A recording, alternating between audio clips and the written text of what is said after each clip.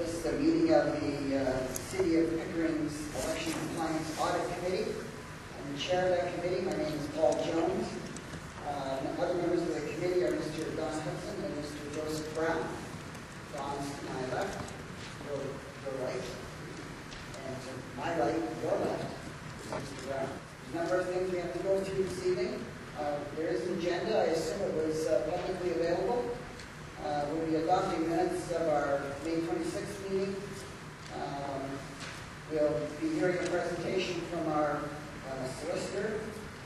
She'll be giving us an outline, setting the stage, if you will, as to the responsibilities and the obligation of the committee this evening. Give some context to the day of the meeting. We'll be hearing from William Olson and Bernard Naiman, who are the auditors who do the compliance audit. We'll be hearing from the persons that made application originally for the compliance audit to be conducted. That's Mr. Ian Cumming, David Steele, and Yolanda Dusak, if she happens to be here. I haven't heard from her recently. Yolanda here? Okay.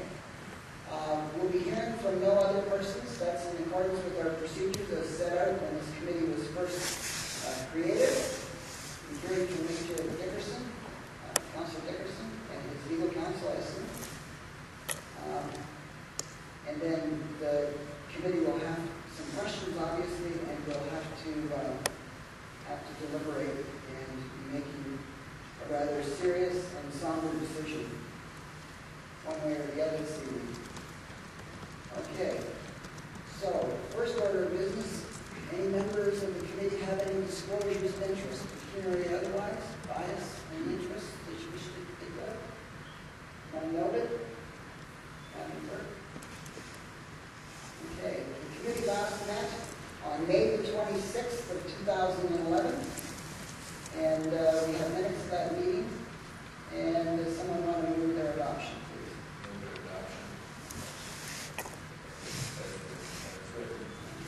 Any errors or omissions? Any corrections, additions, deletions? Anyone want to know? None? Okay, all those in favor? Motion carried, and it's adopted. Okay. I think I've given you some context already in terms of an opening statement. I said we want to hear from our solicitor who will give us a framework for our deliberations this evening. Jody Johnson, please.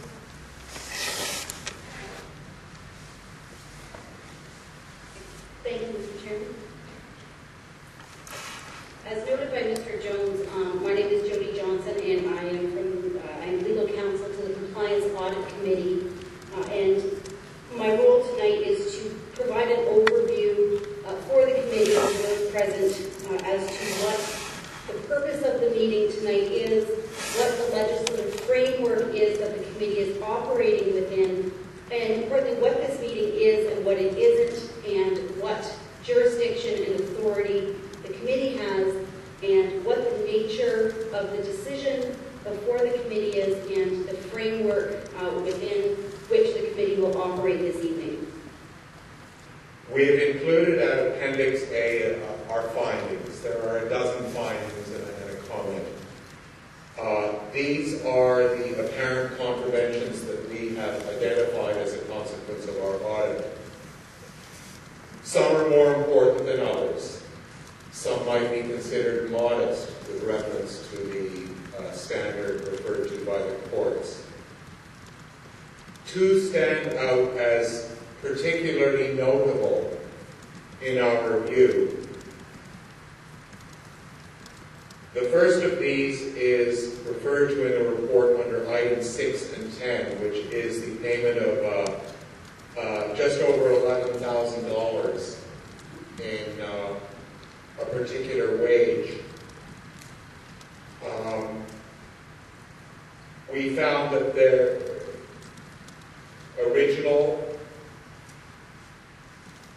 financial statement file, which the auditor stated should include this amount as subject to the limit, which puts the candidate in contravention of the Act by exceeding the spending limit, We concurred on the basis of evidence and additional powers available to us under the Public Inquiries Act, not necessarily available to him, that his finding was correct, and the candidate had clearly and materially exceeded the spending limit. The fourth and final item, the second particularly impressive finding, was the expenditure of approximately $14,500 on alcohol, which was described as victory party appreciation notices. We were able to establish to our satisfaction that it was very clear that this expenditure did not relate to the campaign. What this means is that the amount is not, it's not that the amount is an expenditure in excess of the limit or the like. The significance of this conclusion is that the expenditure doesn't relate to the campaign. You have expenditures that are subject to the limit. You have expenditures that are not subject to the limit. But there is a third, very significant category, which is expenditures that have nothing to do with the campaign. Now, under the current legislation, because any surplus is properly payable to the clerk and does not get returned in a subsequent election, if expenditures are made that fall into the third category, that they don't relate to the campaign, and they are shown on the financial statement in a manner so as to turn a surplus into a deficit, this means that funds that properly belong to and go to the city of Pickering do not go there, unless detected. In our report, we refer to this as a diversion of surplus. That is our fourth finding. Now, when you put the two together, it's about $26,000. The evidence is that the candidate had fully funded his campaign up to the limit plus a reasonable amount in excess somewhat over 5 weeks prior to polling day. But the collection of contributions, which is permitted, continued for that 5-week period and built up in excess of $26,000 or so. This is the amount that was expended in those two particular transactions. One, to his spouse who managed the campaign 2 days before the end of the calendar year and the end of the campaign period, several months after the polling day, and the alcohol I'll refer to. Of these two payments, there is no requirement in the Act that the payment of wages be reasonable. So what we've seen in the local newspapers is actually technically not correct. There is no reasonability requirement. If you've got the dough, you can spend as much as you want. This rarely happens, though, because if people do that, they're going to go over the spending limit. So the problem will usually solve itself. You have a surplus, you can't give it to your campaign manager because you're going to go over the limit. So it goes into surplus. So the original auditor was correct in identifying this as an amount that was properly subject to the spending limit.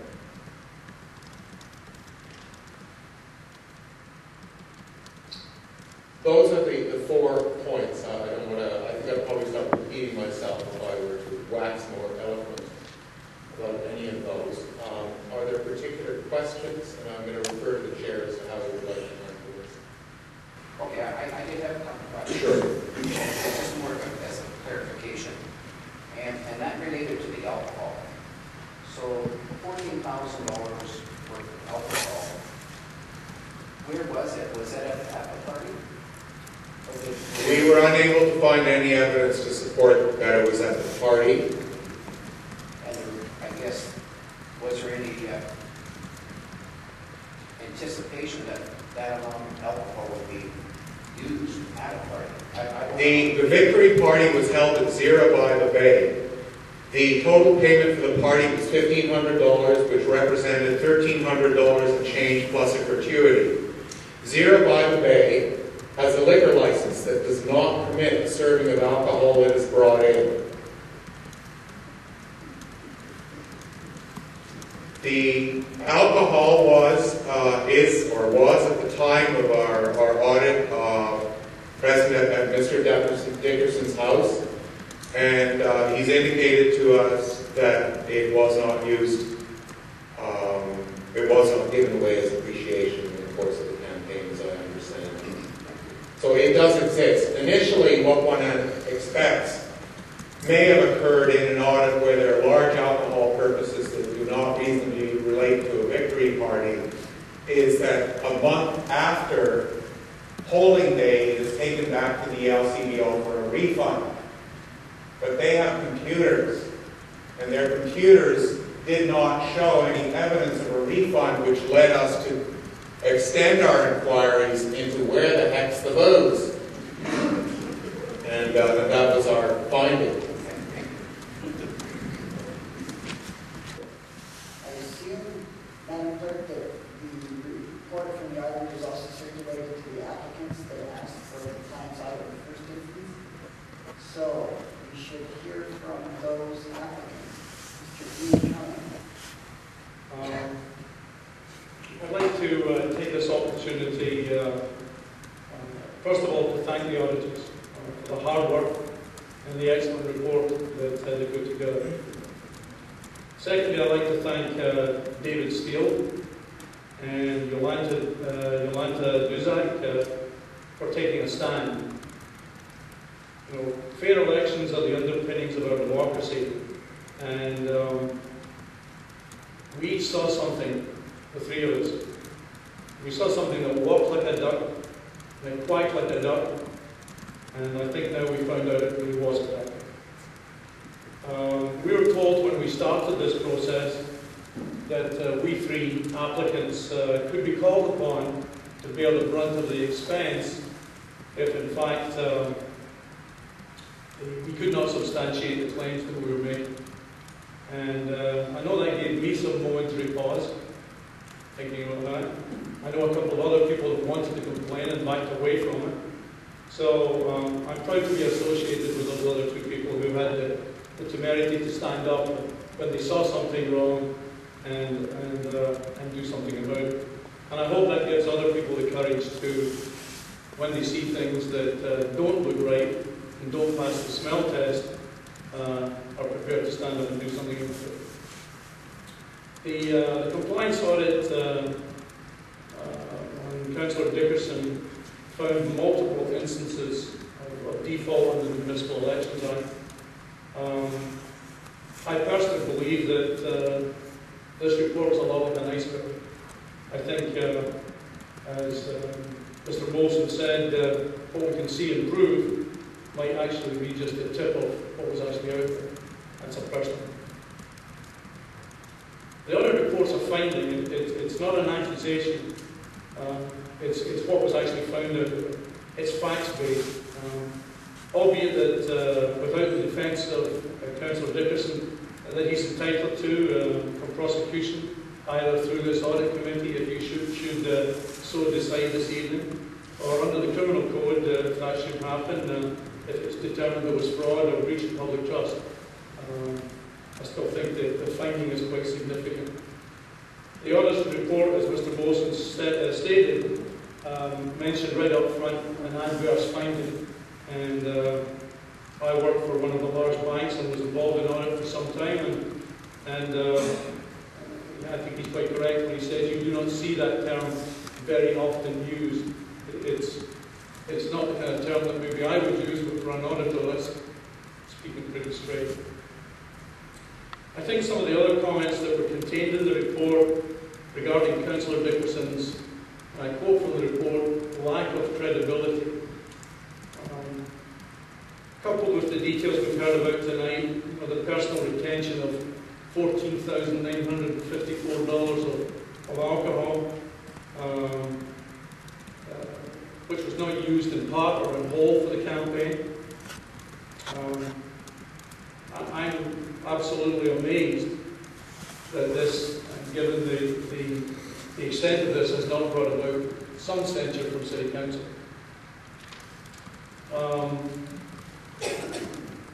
I understand that the councillor gave away 6 bottles from the report. I think gave it away to charity, I believe, in his own name.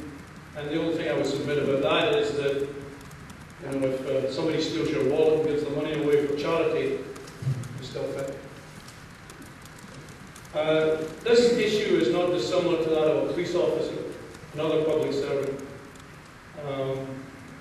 Police officers are awaiting a hearing under the Police Services Act for potential wrongdoing, whether there's significant evidence, or whether there's pending criminal charges, are very often suspended with pay until those charges are determined to be real or not.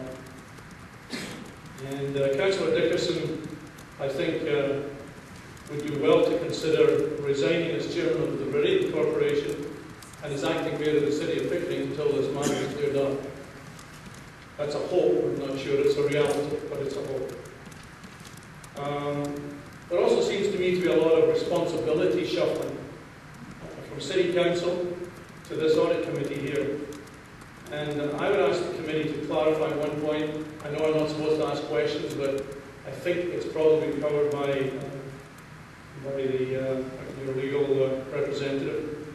But it's my understanding that the audit committee's only decision and only course of action here this evening is the decision of either appointing a special prosecutor or not, and that any other roles that Mr. Dickerson may play at council, those decisions have to come from council.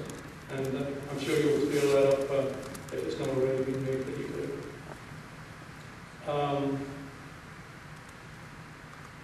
With $15,000 in alcohol, Mr. Dickerson purchased after the election. $11,000 he paid to his spouse, and she's quoted in the audit report as referring to that as a treat from Doug. I think there's a lot of us in here would like an $11,000 treat. But the fact that in 13 previous elections, this being the first one where overages were to be returned to the city, this seems to be the first one where there's no overage. What a coincidence. I'm just amazed at it.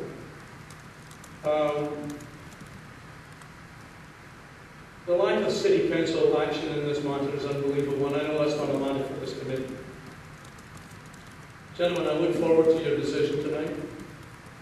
Equally, I look forward to seeing if at our next council meeting, our elected councillors place the interest of the citizens of Pickering before protecting one of their own.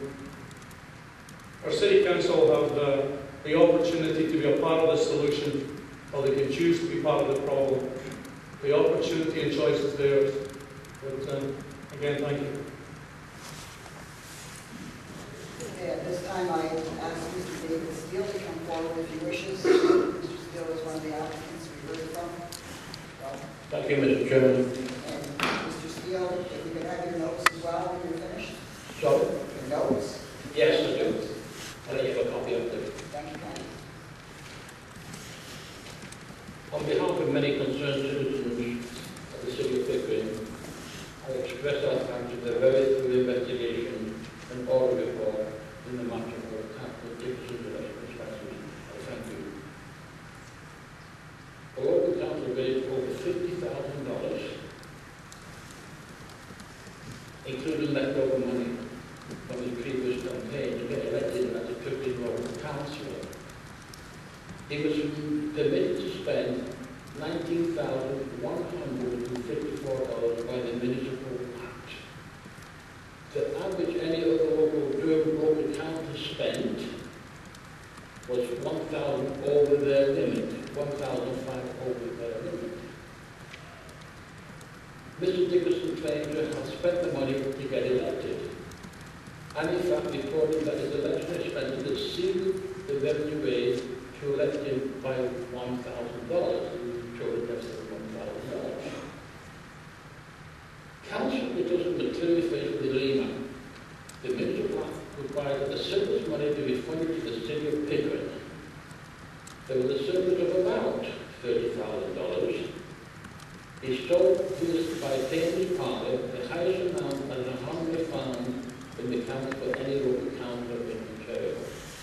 And it does state in the Act that the reasonable amount, the only way you're going to get an interpretation of the reasonable amount is a judge. And the total family treatment amounted to $13,550. Mr. Dixon found the ingenious way to reserve further money from the obligation to send the surplus to the city by pretending to have a big victory party, and he reported the cost at $16,000. The audit found that the cost of the victory party was a mere $1,500. Mr. Dickerson appears to have pocketed the balance of $14,500 in the form of 282 bottles of liquor, valued at about $51 per bottle.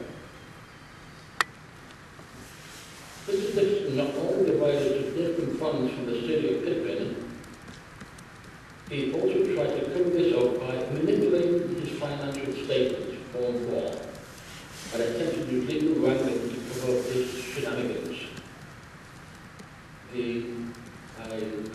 want to thank two the Supreme Court on the appeal. Mr. Dickerson appealed the compliance audit. I was worried at that time because, according to the Act, if there was nothing found wrong in the compliance audit, the applicant could pay the cost of that procedure and audit. That's a concern for an average guy who goes to work from 7 to 5 every day at 68 years of age.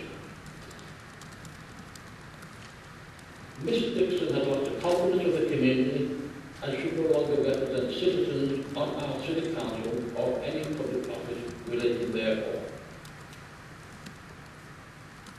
The reason of the Act is to prevent candidates from overspending. I think personally that's very clear in the elections. And how hard it is you must understand how hard it is and how difficult it is to contest an election in the face of a candidate with Mr. Dickinson's fundraising capacity.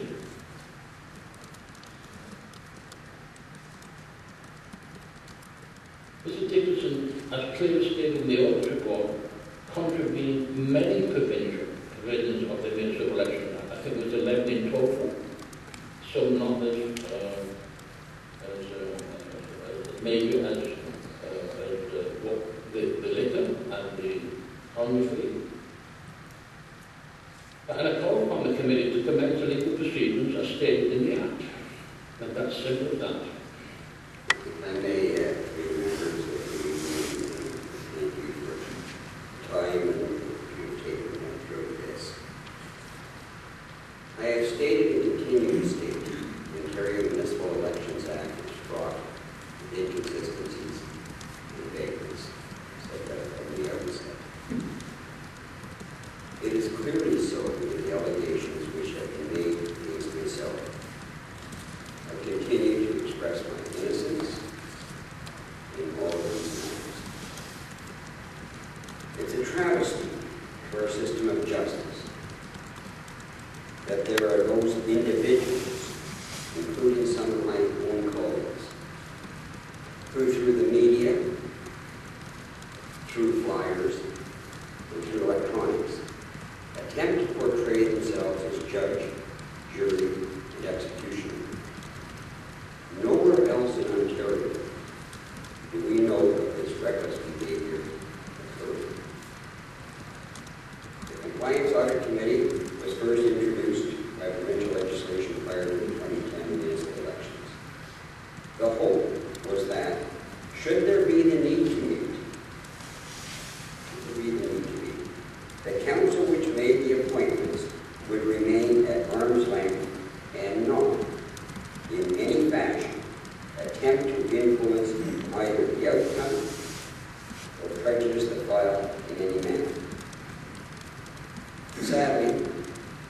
This has not been the case in these particular circumstances, and that is truly regrettable. They are the ones who have and continue to create the cynicism which many residents feel. There is absolutely nothing in any of the allegations brought before you that suggests any action was undertaken prior to the close of the polls on election day to get elected. In other words, there are no monies that have been expended prior to election day to get elected. The allegations speak only to monies expended after election day. Not a penny of this was used to get elected. Election was already over. Gifts of appreciation and honoraria were after the election, not before. The CAC's auditors have reduced that amount substantially, and I look forward to eliminating any remaining amount. Hopefully, through your collective wisdom, should you recommend bringing this action to a close. The comments I respectfully submit to you as a committee. You've had a difficult job. I appreciate the work that you have done. This may or may not be the end of it. That will be your collective wisdom to determine that. Thank you very much for your time. Through Mr. Chairman, you are correct that the committee may do one of two things. The committee considers the report and the committee may commence legal proceedings. Mr. Green did correctly point out that legal proceedings is not defined as prosecution. Swearing of information commencing a prosecution is an option within the term legal proceedings, but that is a broader term. The committee does have to make a decision. What is within the scope of legal proceedings is something that the committee does not have to consider tonight. It's simply a matter of whether the committee is going to exercise its option and use its discretion to do so within the framework of what you've heard and what you can consider. Moved by myself. Whereas the Compliance Audit Committee has considered the auditor's report and its findings of apparent contravention of the campaign finance provisions of the Municipal Elections Act of 1996. And whereas the Compliance Audit Committee has been mindful of the overall public interest by giving due consideration to the need for general deterrence with respect to campaign finance issues and the need for this candidate to be deterred from possible future contraventions of the Municipal Elections Act 1996. With consideration given to whether this candidate deliberately violated the Municipal Elections Act 1996 or whether any contraventions were through inadvertence only. And whereas the Compliance Audit Committee has considered the overall public interest by giving due consideration to whether the contraventions reported by the compliance auditor are substantive or technical in nature. And whereas the Compliance Audit Committee has considered whether it is feasible to commence legal proceedings considering the additional taxpayer money involved in the process, the time involved in prosecution, and the undetermined outcome. And whereas the Compliance Audit Committee has considered all of the above matters and assessed whether the overall public interest has been served in relationship to achieving final compliance with the campaign finance provisions of the Municipal Elections Act 1996, and whether the overall public interest of the compliance audit process has been met. That the Compliance Audit Committee hereby finds there were reasonable grounds for the applications for compliance audit of Doug Dickerson's election campaign finances. Now therefore, given the conclusion of the auditor's report of apparent contraventions of the provisions of the Municipal Elections Act 1996 relating to election campaign finances for Doug Nickerson, Ward 2. The Compliance Audit Committee hereby determines to commence a legal proceeding against the candidate for the apparent contraventions and directs Jody Johnson to proceed accordingly. So, a motion.